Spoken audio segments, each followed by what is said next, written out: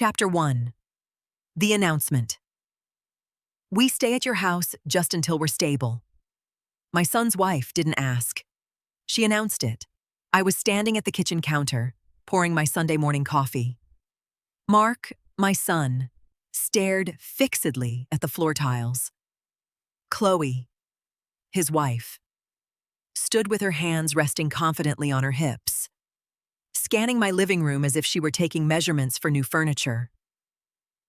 I took a slow sip of my coffee, set the ceramic mug down, and looked at them calmly. No, they froze. They thought I would always say yes. Excuse me.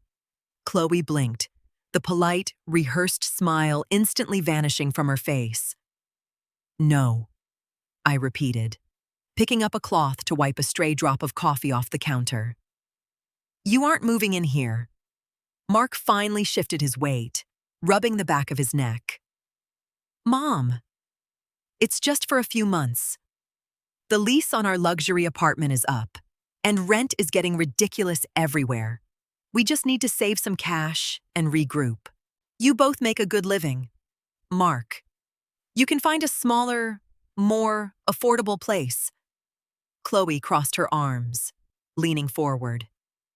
Iris, you have 3 bedrooms. It's completely ridiculous for one widow to hoard all this space when your own flesh and blood needs it. We'll take the master suite, since we're a couple and need the space, and you can take the downstairs guest room. She had already planned my demotion in my own home. I didn't yell, I didn't cry, I didn't launch into a speech about disrespect. I just picked up my coffee mug again. The answer is no. Now. Are you two staying for breakfast, or were you just dropping by? Chloe's jaw tightened. She grabbed Mark's arm. We're leaving. I watched them march out to their leased SUV. I thought that was the end of the conversation.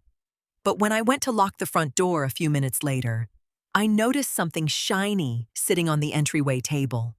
The shiny object resting on my table was a fresh brass key, stamped with the logo of the local hardware store.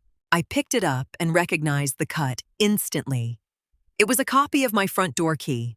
Mark always had an emergency spare, but he kept his on a battered leather keychain. This one was brand new, likely dropped by Chloe when she pulled her phone out of her purse on her way out. She had already made copies. They weren't asking for permission.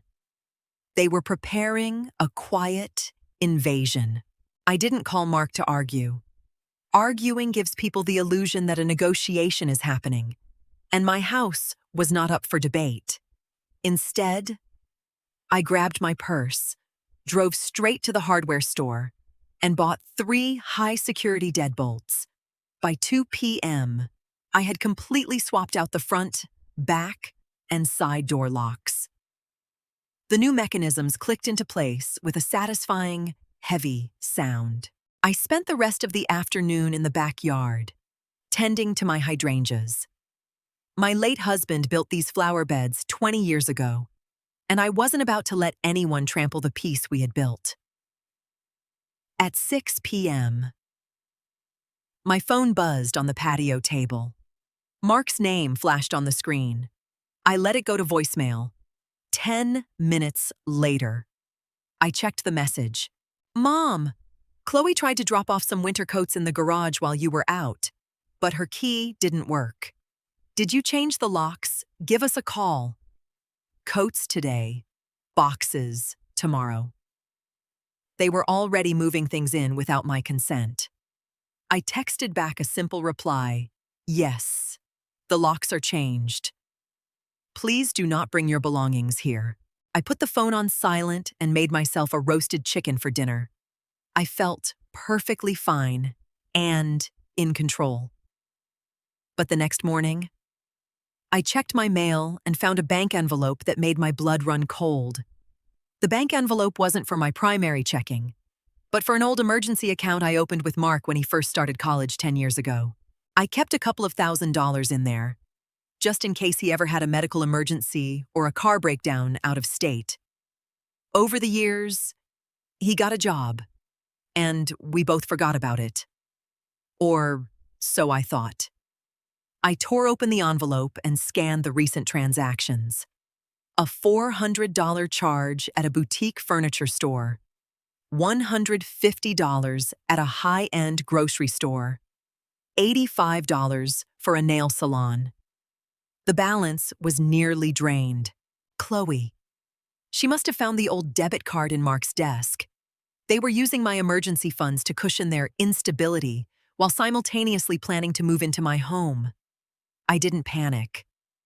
I put on my coat, grabbed my purse, and drove to the bank branch downtown. I sat across from a teller named David, handed him my driver's license, and requested to close the account immediately. "Would you like me to issue a cashier's check for the remaining $120, ma'am?" David asked politely. "David, cash, please." Within 15 minutes, the account ceased to exist. I slipped the cash into my wallet and drove home. Taking action always felt better than worrying in silence. Sure enough, right at lunchtime, my phone rang. It wasn't Mark. It was Chloe. I answered on the third ring. "Hello." "Iris." Her voice was sharp, breathless. "I'm at the register at West Elm and the card declined. Did you do something to the account?" "You mean my emergency account?" "Yes, I closed it. But we need that money for moving expenses. You can't just cut us off without warning." "It was my money, Chloe. And as I told you yesterday, you aren't moving here." "We'll see about that," she snapped, and the line went dead. Saturday morning brought the heavy, grinding roar of a commercial engine rolling up my driveway. I peered through the kitchen blinds. A medium-sized moving truck was parked awkwardly, crushing the edge of my front lawn. Mark jumped out of the driver's side, looking exhausted and avoiding eye contact with the house. Chloe hopped out of the passenger side, pointing aggressively toward the front door. They were forcing the issue. They figured if they showed up with all their belongings packed in a rented truck, I wouldn't have the heart to turn my own son away. I unlocked the front door and stepped onto the porch, leaving the heavy security screen door latched shut between us. I stood calmly, with my hands resting in my cardigan pockets. "Mom!" Mark jogged up the steps, out of breath. "We have to be out of our place by noon. We really don't have anywhere else to go." Chloe crossed her arms at the bottom of the steps. "Just open the door. Iris. We're wasting time, and we pay by the hour for this truck." I pulled a folded piece of paper from my pocket and slipped it through the mail slot on the screen door. It fluttered to Mark's feet on the porch. "What's this?" He bent down and picked it up. "A list of 3 short-term rental complexes in the next town over," I replied smoothly. "They don't require credit checks, just a cash deposit. The $400 Chloe spent on my dime at the furniture store this week would have covered half of it." Chloe's face flushed deep red. "You're kicking your own son out onto the street. He's not on the street. He's in my driveway. And he needs to back that truck off my grass before the sprinklers turn on." Mark looked at the paper, then at me. "Mom, please. I love you, Mark. But I am not your backup plan for bad decisions." I stepped back and closed the heavy wooden door, turning the deadbolt securely. Through the window, I watched them argue on the lawn. 3 days passed in absolute, glorious silence. No calls, no texts, no unexpected moving trucks crushing my grass. I didn't sit around the house waiting for an apology or wringing my hands. I had a house to run. The room they had tried to claim my downstairs guest room with the beautiful afternoon sunlight had been sitting empty for too long anyway. I dragged a canvas tarp inside, bought 2 cans of sage green paint, and got to work. I had always wanted a dedicated sewing and craft room.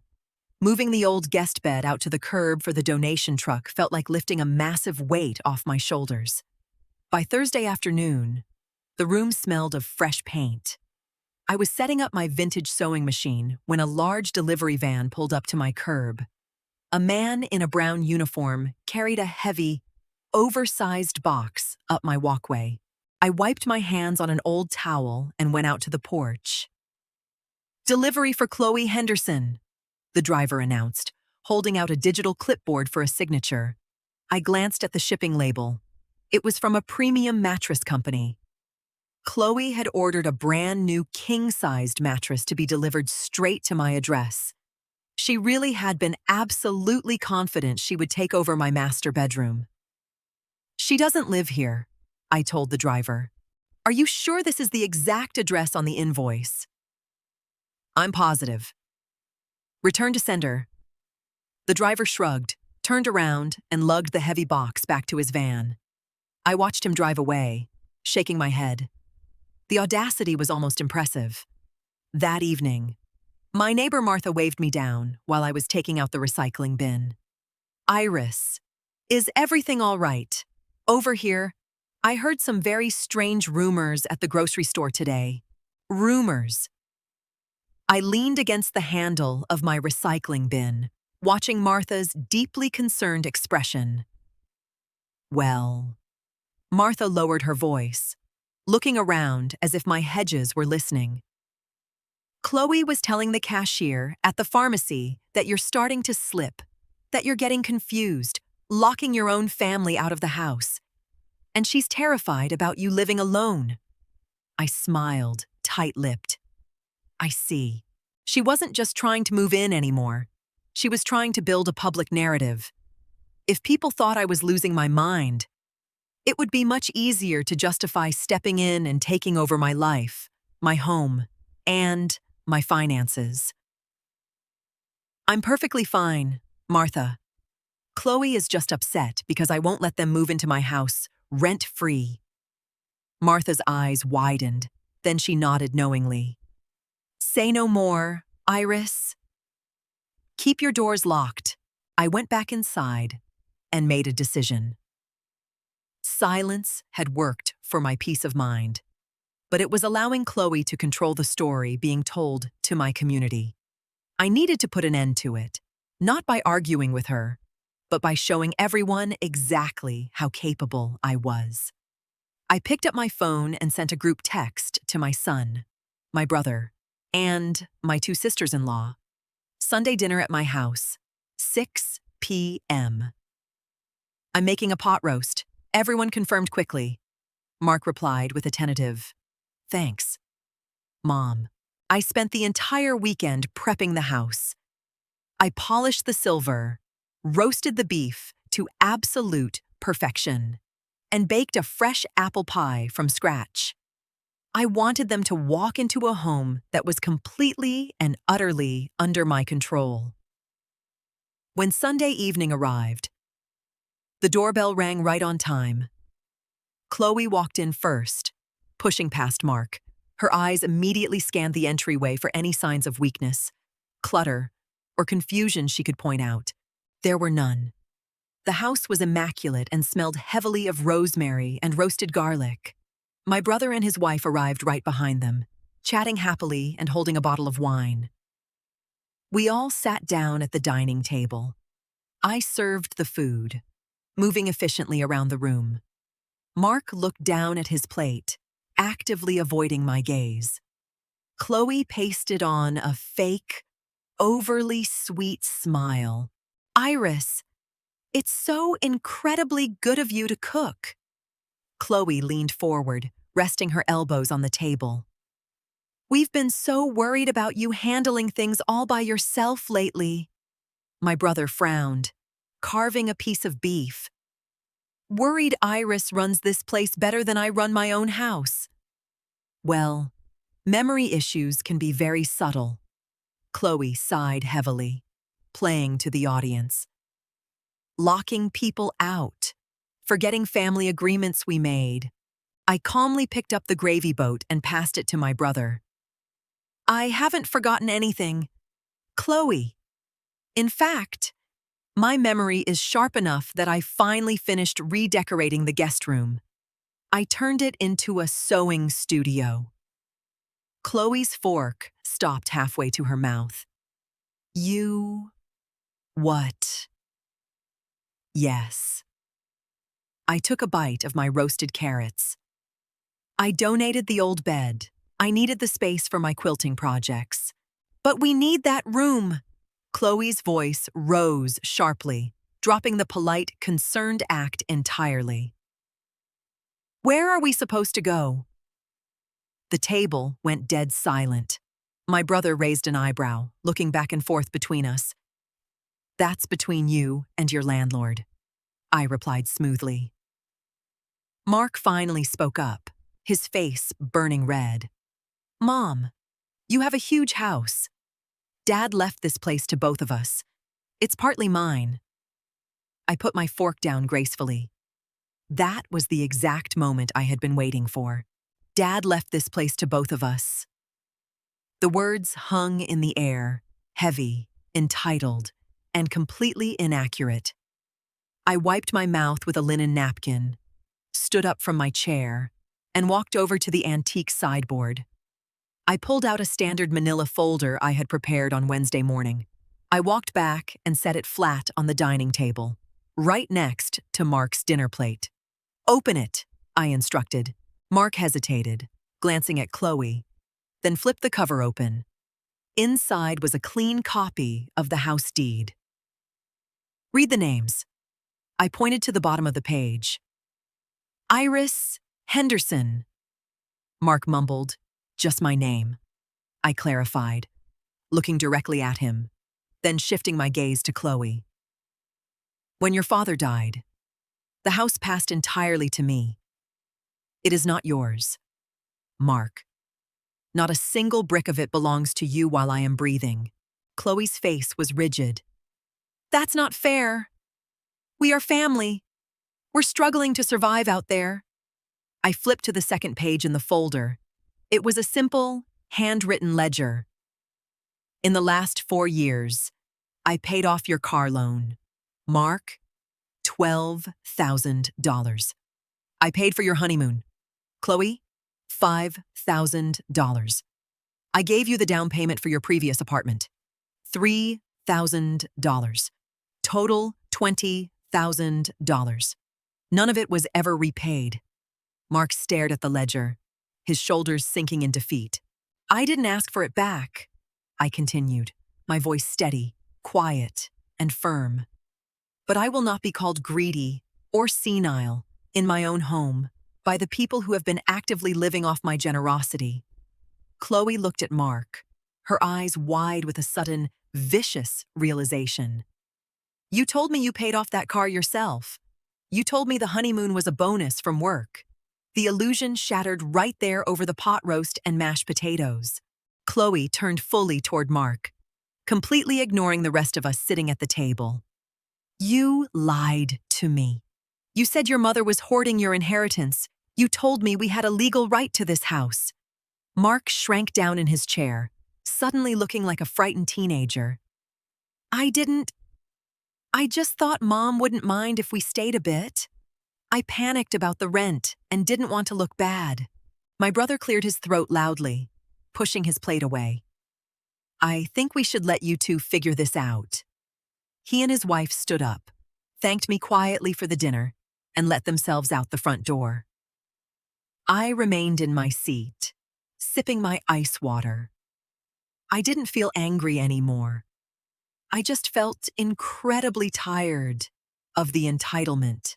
Chloe grabbed her purse aggressively from the floor. I am not moving into a cheap motel because you can't manage your own money. Mark, I'm going to my sister's house. Chloe, wait. Mark stood up quickly, reaching for her arm. She slapped his hand away and stormed down the hallway. The heavy front door slammed shut, rattling the picture frames on the walls. Mark stood alone in the dining room, looking entirely lost. He looked at the deed, the ledger of unpaid loans. and then at me. Mom, I'm so sorry. I know you are. Mark. I stood up and started stacking the dirty dinner plates. But being sorry doesn't pay rent. You need to go find a place to sleep tonight. Make sure the front door locks securely behind you. He left, without another word. I finished washing the dishes, turned off the kitchen lights, and went to sleep in my quiet, secure house. A full month went by before I saw my son again. It was a crisp Tuesday afternoon. I was upstairs in my new sewing room, working on a quilt for a local charity, when I saw him walking up the driveway. He was alone. I went downstairs and opened the front door. He looked thinner, carrying a plastic grocery bag, and a little more worn around the edges. Hi, Mom. Hello, Mark. Come on in. He stepped into the kitchen, but didn't sit down at the table. I just wanted to drop off this. He placed a crisp $50 bill on the kitchen counter. It's not much, but it's a start on what I owe you for the car. I looked at the money, then up at him. Where are you living now? I found a tiny studio apartment downtown. It's small, but I can afford it on my own. Chloe and I, we're taking some time apart. She didn't like the reality of my bank account once she saw the truth. I nodded slowly. I didn't offer sympathy, and I didn't rub it in. The consequence was exactly what it needed to be. He had to learn how to stand on his own 2 feet. Do you want a cup of coffee? I asked. He smiled thinly, looking relieved. I'd love one. We sat at the kitchen table and drank our coffee. We talked about his job, the changing weather, and my new sewing projects. He didn't ask for money. He didn't ask to stay. And I didn't offer anything beyond the warm cup in his hands. When he finally left, he hugged me tight. I stood on the porch and watched him drive away in his car. I walked back inside, locked the solid deadbolt, and smiled. I loved my son, but I loved my peace, too. I finally realized I didn't have to sacrifice one to keep the other. I walked upstairs to my sewing room, turned on the radio, and got back to work. If there's one thing this experience taught me, it's that true love and firm boundaries are not opposites. For years, it was easy to confuse being a supportive mother with being an endless safety net, silently absorbing the weight of other people's poor decisions just to avoid conflict. But real peace doesn't come from surrendering your space or your financial security. It comes from having the quiet courage to say no and mean it. Sometimes, the absolute best thing you can do for the people you love is to stop rescuing them. Let them feel the uncomfortable reality of their own choices, and trust that they are finally ready to learn how to stand on their own 2 feet.